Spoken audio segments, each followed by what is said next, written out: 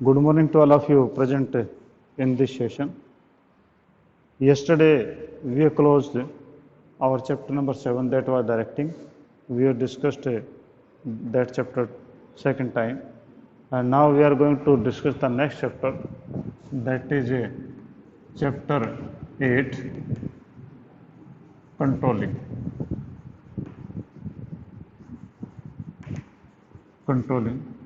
हालांकि हम कंट्रोलिंग से पहले भी कर चुके हैं, तो अब हम जो है सेकंड टाइम में कंट्रोलिंग को हम कर रहे हैं।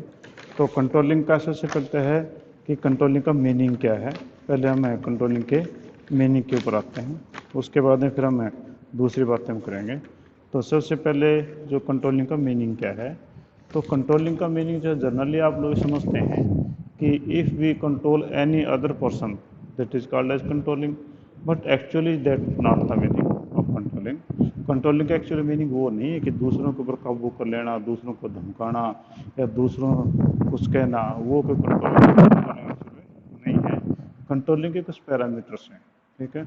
जिस प्रकार से आपके हर सब्जेक्ट के 100 मार्क्स हैं, 100 मार्क्स से एक आपने प्लान है, आपके पास में स्टैंडर्ड है, ठीक। 100 मार्क्स का पर सब्जेक्ट है। अब 100 मार्क्स के पर सब्जेक्ट में से आपने कितने परसेंट आज है वो अटेन किए। अब आपने जो स्टैंडर्ड था 100 मार्क्स है, और आपने जो एक्चुअल मार्क्स लिए, मान लो 90 लिए या 95 लिए, तो इसका ये है कि आपका जो कंट्रोलिंग आप सोच रहे हैं कि कितना और हम कर सकते हैं, यानी कितना 100/100 हो जाए, तो आपके 100% कंट्रोलिंग ऑन द सब्जेक्ट होती है, ठीक है। तो आपका जो प्लान्ड और एक्चुअल, ठीक है, अगर दोनों दूर हैं, अगर उनमें डेविएशन है, उस डेविएशन को कम करना ही आपका कंट्रोलिंग कहलाता है, ठीक है। तो मैं डेफिनेशन जिसकी करता हूँ, controlling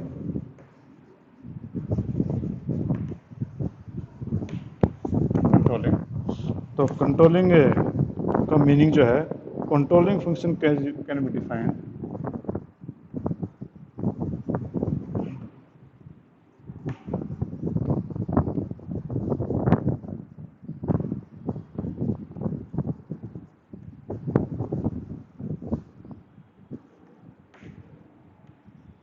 controlling function can be defined as comparison of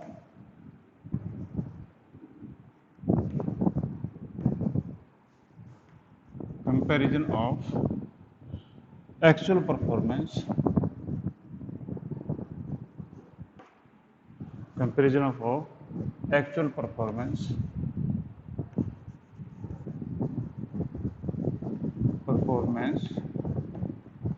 with planned performance.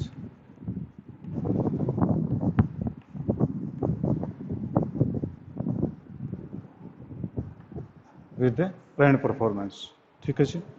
आपका जो है आपका जो कंट्रोलिंग का मतलब ये हुआ कि controlling function can be defined as comparison, means comparison करना होता है इसका किसके साथ में, एक्चुअल परफॉर्मेंस को विद प्लान्ड परफॉर्मेंस के साथ में कंपैरिजन करना, वही आपका जो है कंट्रोलिंग कहलाता है, ठीक है जी।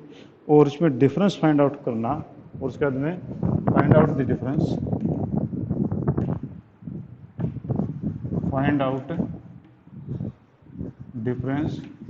and then taking corrective action,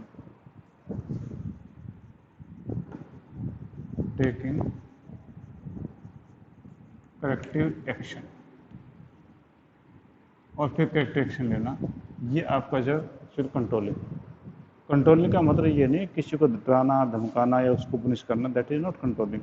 controlling means compare the actual performance with the planned performance and then find out the difference and then taking corrective action.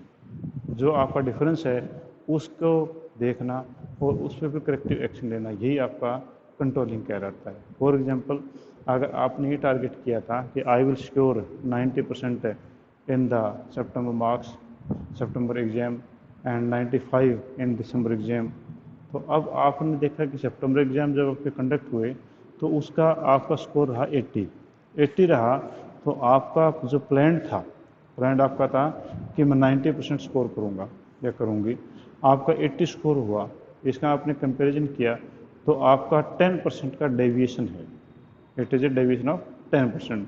अब वो डेविएशन क्यों रहा, you will try to find out the reason.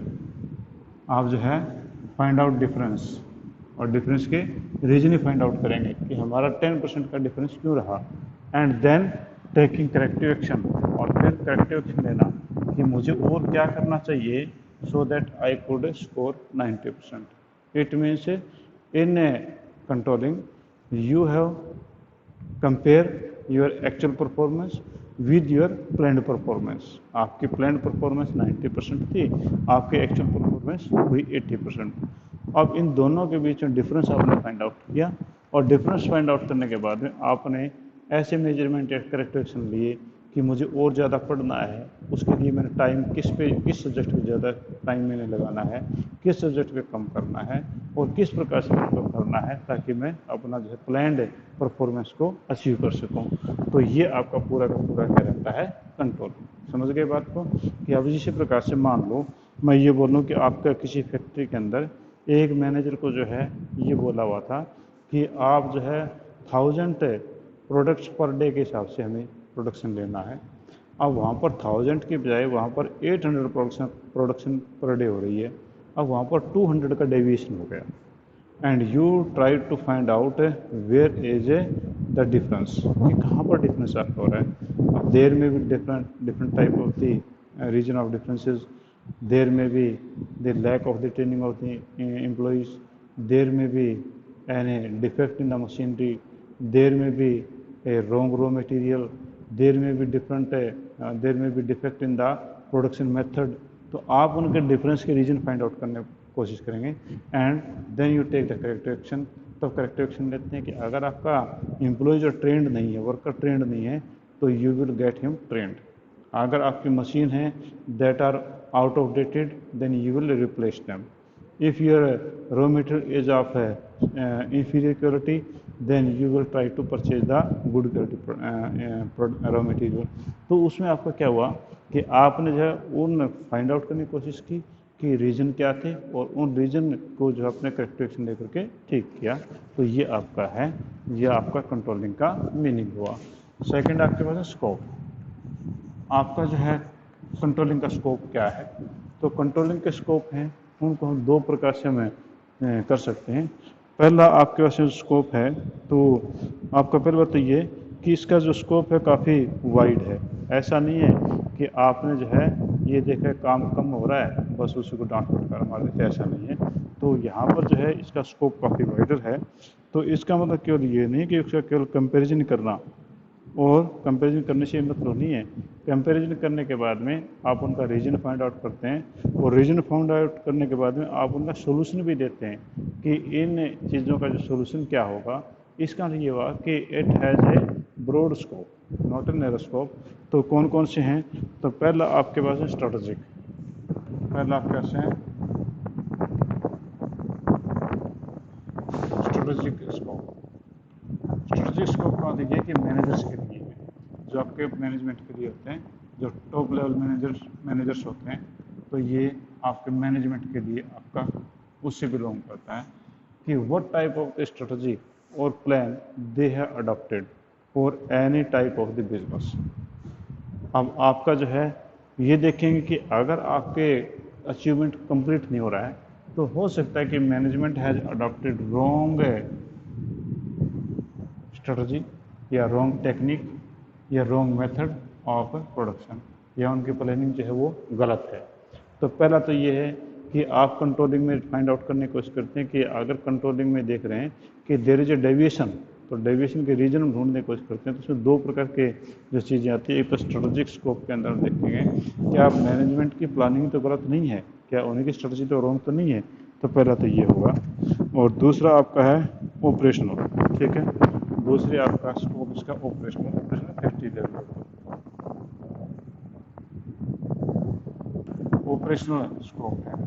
Operational scope का मतलब ये हुआ कि आपके जो ऑपरेशनल लेवल पे यानी फैक्ट्री लेवल के ऊपर है, वहाँ पर फैक्ट्री लेवल के ऊपर हम देखें तो वहाँ पर आपके जो मिसमैच हो रही है, आपकी उसके मिसमैच के फॉल्ट क्या क्या रीजन है। अगर आपने फैक्ट्री के अंदर प्रोडक्शन जो है 1000 प्रोडक्ट्स का करना था, अब वहाँ पर आपका 800 हो रहा है, इसके अंदर वहाँ पर मिसमैच हो रहा है। अब मिसमैच होने के पीछे रीज़न क्या है? तो ये तो अगर स्ट्रेटजिक में दिए था कि टॉप लेवल मैनेजमेंट की गड़बड़ है, उसने प्लानिंग ही गलत कर रखी है, और यहाँ पर ऑपरेशनल में ये है कि आप लोगों ने प्लानिंग सही है, कोई दिक्कत नहीं है, स्ट्रेटजिक सही ओके है, कोई दिक्कत नहीं स्ट्रेटजिक मैटर में, पर आपका ऑपरेशनल लेवल के प्रोसेस है कि मशीनें ब्रेक डाउन हो रही हों, आपके वर्कर्स जो हैं वो मोटिवेटेड ना हों, आपके वर्कर्स जो स्किल्ड ना हों, तो वो हो सकते हैं। तो यानी आपका जो है जो कंट्रोलिंग का स्कोप जो है वो 2 लेवल्स के ऊपर हम उनको वेरीफाई कर सकते हैं। One is the strategic and second is the operational. ठीक है जी, तो ये आपके पास में इसका स्कोप हुआ। अब थर्ड करें कि आप नेक्स्ट पे जाएं, तो नेचर, आपकी जो नेचर है वो मैनेजमेंट की, आपका जो कंट्रोलिंग की नेचर क्या है, नेचर ऑफ कंट्रोलिंग, कंट्रोलिंग की नेचर क्या है, यानी कंट्रोलिंग किस प्रकार का है। तो पहला आपके पास जो कंट्रोलिंग है उसका हम देखें, हालांकि कई बार कर चुके हैं इसको, काफ़ी बोर ना हो जाए कभी आप लोग, तो मैं थोड़ा ठीक ठीक ही बता रहा हूँ, ज़्यादा एक्सप्लेन नहीं कर रहा। Controlling is a goal oriented function.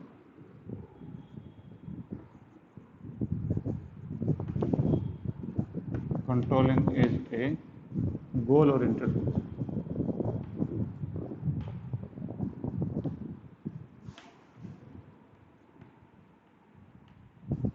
Controlling जो वो एक गोल ओरिएंटेड फंक्शन है।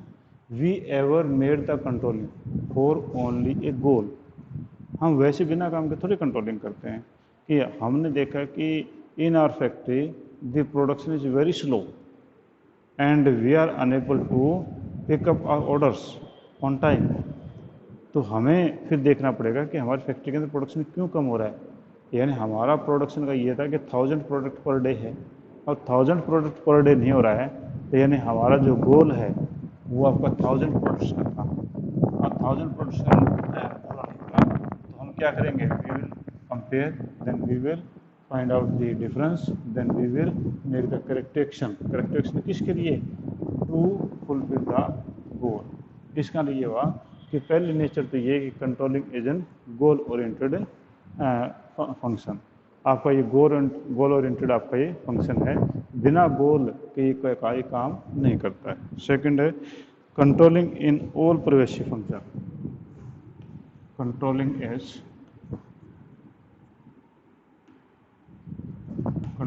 इज ऑल परवेसिव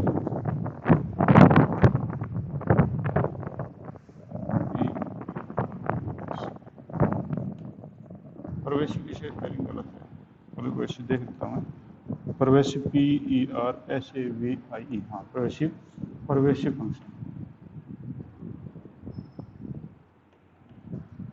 कि controlling as all pervasive function, pervasive function का मतलब है it is everywhere, means on the top level management controlling is there, top level management control all the matters of the organisation, middle level controls the different departments. Middle level के ऊपर आपका purchase department है, cell department है, managing आपके दूसरी चीज़ों का department है, वो उनको कंट्रोल करता है। और लोअर लेवल मैनेजमेंट जो है वो अपने वर्कर्स हैं या दो उनसे रिलेटेड जो काम है उनको कंट्रोल करती है। इसका लिए हुआ कि controlling is all pervasive function, it means it is everywhere. ऐसा नहीं कि केवल टॉप लेवल मेरा काम ही है या मिडिल लेवल ही करेगी या लोअर लेवल करेगी, ऐसा नहीं, सभी जगह पर ये आपके जो कंट्रोलिंग होती है। Third is controlling is both backward and forward looking. Controlling is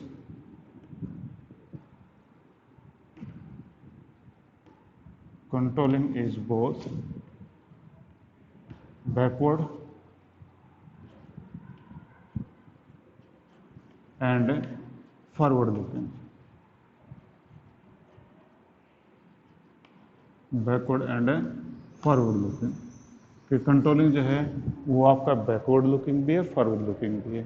अब बैकवर्ड लुकिंग और फॉरवर्ड लुकिंग का मतलब क्या हुआ कि कंट्रोलिंग में क्या होता है कि we make the postmortem of the past activities, कि हम पोस्टमार्टम करते हैं पास्ट एक्टिविटीज़ का। पास्ट एक्टिविटीज़ का मतलब कि हमने पिछले महीने टारगेट किया था कि 1000 प्रोडक्ट हमारे पर डे के हिसाब से बनाना है, पर हम 800 बना पाए, इसका मतलब ये हुआ कि हमने पीछे की जो बीती हुई बातें उन्हीं के ऊपर हम पोस्टमार्टम कर रहे हैं, उन्हीं को हम देख रहे हैं, तो हम कह सकते हैं कि इट इज़ बैकवर्ड लुकिंग, ये पीछे देखने की बातें हैं। और साथ में ये कह रहा है कि फॉरवर्ड लुकिंग आल्सो, ये फॉरवर्ड लुकिंग भी है। अब फॉरवर्ड लुकिंग फिर कैसे हुआ, यार बैकवर्ड हो गया, फॉरवर्ड कैसे हुआ? अब बैकवर्ड के बाद में फॉरवर्ड इसलिए हुआ कि we made the postmortem so that we could perform better in future, हम बेटर जो है फ्यूचर के अंदर परफॉर्म कर सकें। इसका नहीं है कि फॉरवर्ड लुकिंग भी है। बैकवर्ड तो इसलिए क्योंकि हम पीछे बातों पोस्टमार्टम करते हैं, और फॉरवर्ड लुकिंग इसलिए है क्योंकि हम जो फ्यूचर के लिए उनका करेक्टिव एक्शन लेते हैं so that we could achieve good in our future. तो ये आपका बैकवर्ड लुकिंग भी है और फॉरवर्ड लुकिंग भी। Fourth is controlling is a continuous function.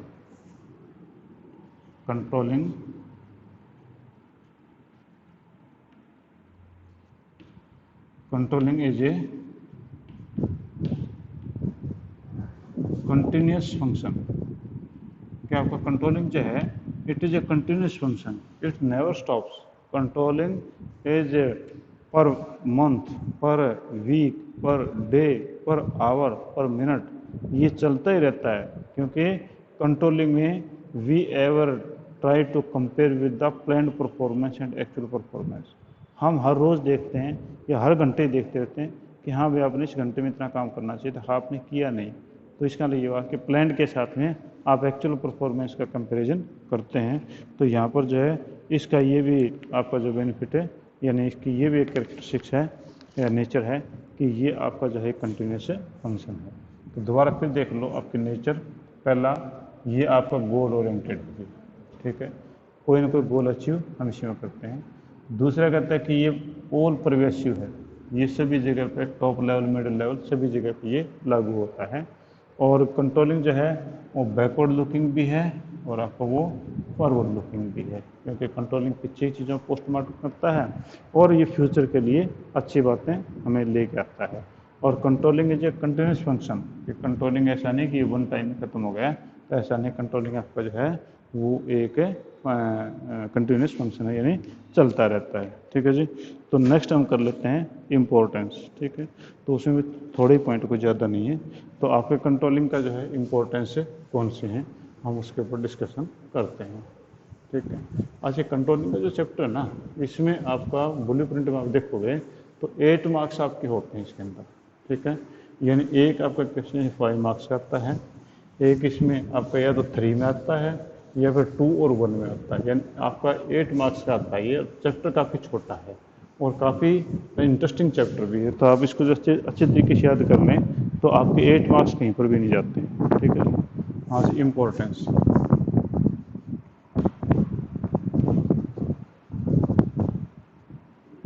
Importance of controlling. तो पहली इम्पोर्टेंस आपके कंट्रोलिंग की क्या है, तो सबसे पहले आपकी कंट्रोलिंग की जो इम्पोर्टेंस है वो हम देखते हैं। तो इसमें सबसे पहले आपकी थी that is helps in achieving organisational goal. First is helps in achieving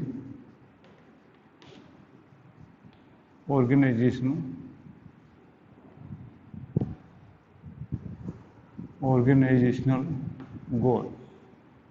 पहला तो ये आपका जो ऑर्गेनाइजेशनल गोल को अचीव करने में हेल्प करता है। मीन्स आपका ऑर्गेनाइजेशनल गोल क्या था, we will produce 1000 product per day, और इस प्रकार से multiply by month and multiply by year कर सकते हैं। तो इसमें जो ऑर्गेनाइजेशनल गोल है आप पहले फिक्स करते हैं कि we will produce so much product in this year. तो आपने उसके लिए पर मंथ के हिसाब से, पर डे के हिसाब से जो है आप एक स्टैंडर्ड जो है बनाते हैं, प्लानिंग करते हैं, और उस प्लानिंग के हिसाब से आप रिसोर्सेज भी अवेलेबल करवाते हैं, और रिसोर्सेज को कंट्रोल करके आप जो अपने गोल अचीव करते हैं। तो पहला ये आपका जो गोल अचीव में हेल्प करता है। सेकंड, आपका controlling is N pervasive function. ठीक है। तो दूसरा आपके judging accuracy of standards.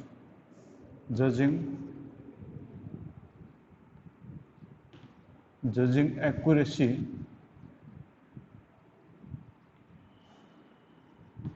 Of standards.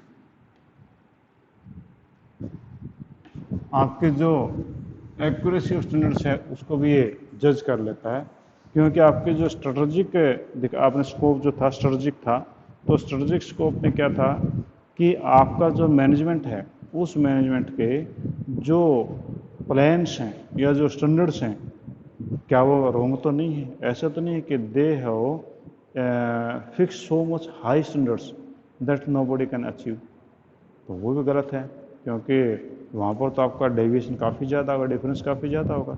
और the strategic students are so low that every person achieving meet means it become 100%।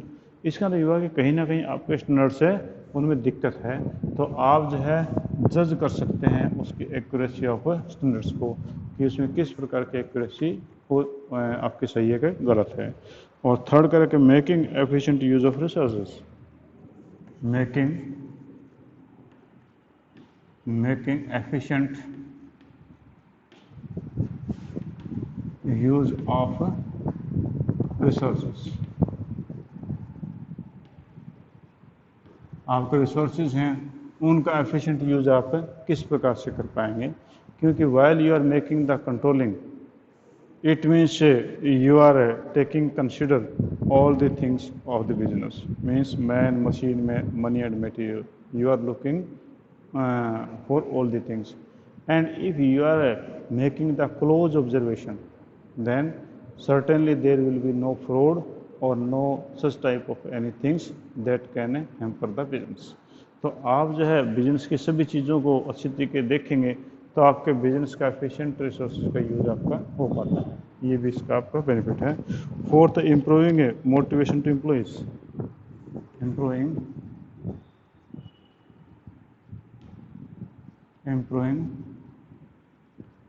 Motivation of employee. Employee का मोटिवेशन भी improve करते हैं। एम्प्लॉय का मोटिवेशन इम्प्रूव कैसे करेंगे? When you are making the controlling, naturally you will ask to your workers what is the reason behind it that we are not achieving our target. They will give you the suggestions, and when you will adopt their suggestions, naturally there will be motivation to the employees। क्योंकि आपने worker से पूछा कि हम अपने target complete नहीं कर पा रहे, क्यों नहीं कर पाए अपना टारगेट, तो नेचुरली वर्कर जो बताएंगे कि हमारे टारगेट अचीव ना करने के पीछे ये रीज़न रहे हैं कि हमें ट्रेनिंग नहीं की दी गई है, या हमारा रॉ मटेरियल घटिया है, या हमारे टाइमिंग्स गलत तरीके से हैं, या कुछ भी चीज़ें हैं, तो नेचुरली वो जो लोग बताएंगे तो आप उनकी बातों को मानेंगे, तो एम्प्लॉयज में मोटिवेशन होगा। और ये बात भी है कि जब आपका कम्युनिकेशन लगातार किसी के साथ में होता है तो वो कम्युनिकेशन जब मोटिवेशन में कन्वर्ट होता है। And next is ensure order and discipline, ensure order and discipline, order and discipline. आपका ऑर्डर और डिसिप्लिन है उसको भी इंश्योर करता है, इंश्योर करना सुनिश्चित। When you are making the controlling means you are making the comparison means controlling, तो आप जब करते हैं तो नेचुरली आपके जो ऑर्डर और डिसिप्लिन है वो भी आपके ज़्यादा बेटर होंगे, क्योंकि आप हर चीज़ हर पॉइंट के ऊपर जाते हैं कि हमारा प्रोडक्शन ना गिरे या हमारे जो भी टारगेट हो अचीव हो जाए, तो उसमें आप जो है इंश्योर ऑर्डर एंड डिसिप्लिन भी करते हैं। Sixth is facilitate coordination in action, facilitates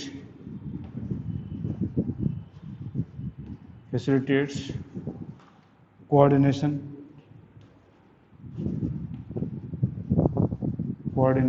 in action। अब नेचुरली आपका जो है पूरा का पूरे फर्म को देख के चलें, पूरे के पूरे बिजनेस को देख के चलें, तो वहाँ पर आपका कोऑर्डिनेशन है जो सभी एक्शंस में होता है कंट्रोलिंग के द्वारा, क्योंकि आप प्रोडक्शन डिपार्टमेंट में हैं, you control the production department according to the wishes of the sales department, क्योंकि सेल डिपार्टमेंट कहता है कि हमें इतना सेल इस साल कर देंगे, तो वो उस हिसाब से जो प्रोडक्शन डिपार्टमेंट को बोलेंगे तो प्रोडक्शन डिपार्टमेंट वैसी कंट्रोलिंग या वैसा प्रोडक्शन करेगा। और सेल डिपार्टमेंट जो that is controlled by the finance department, कि फाइनेंस डिपार्टमेंट भी चाहता है कि हमारी सेल को बढ़े ताकि हमारे प्रॉफिट बढ़े। तो इस प्रकार से आपके हर एक्शन के अंदर जो है वो एक कोऑर्डिनेशन क्रिएट हो जाता है। ठीक है जी, तो ये आपका यहाँ तक इतना था। तो आज हम इतना ही करेंगे। अगर किसी को कुछ पॉइंट पूछना है तो ही और शी कैन आस्क मी। हाँ जी, कोई चीज़ पूछना चाह रहे हैं? कोई ऐसा पूछने की कोई इच्छा नहीं है? हाँ चलो ठीक है जी, थैंक यू। मैं मीटिंग एंड करता हूँ।